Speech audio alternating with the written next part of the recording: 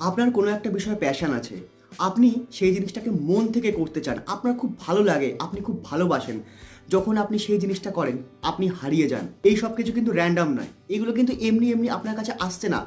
যদি কোনো একটা জিনিস বারবার আপনার কাছে আসে আর আপনার মন সেটা বলে আমার এই জিনিসটা করা উচিত, বা আমার এই জিনিসটা করতে ভালো লাগে, বা যখন আমি এই জিনিসটা করি আমি সময় ভুলে যাই, সেগুলো কিন্তু আপনার লাইফে পারপাস হতে পারে। কারণ আমাদের লাইফে পারপাস কিন্তু ডিভাইনলি ডাউনলোড হয়। আর এটাকে না অনেকেই আমরা বুঝতে পারি না। আর এটাকে বোঝার জন্য না আমাদের একটু নিজের সঙ্গে সময় কাটাতে হবে। একটু নিজের সঙ্গে সময়, একটু ভাবুন না আপনার কি দরকার, আপনি কি চাইছেন, কি করতে আপনার ভালো লাগে, কেন ভালো লাগে, ওয়াই, কেন ভালো লাগে, এই ওয়াইটা আপনি খুঁজুন। নিজের সঙ্গে একটু সময় কাটান, একটু একা থাকুন, একটু একা বসুন, চোখ বন্ধ করে বসুন। আমরা ইয়ং জেনারেশনরা যখন আমাদের মধ্যে কাউকে জিজ্ঞেস করা হয় আমরা দিনে কতক্ষণ একা থাকি, একা বসি, উইদাউট ফোন, উইদাউট মিউজিক, চোখ বন্ধ করে, 99% উত্তর হয় একবারও না। তো আপনি চেষ্টা করুন, আপনি শুরু করুন, আপনার ডিভাইন পারপাস আপনি খুঁজুন।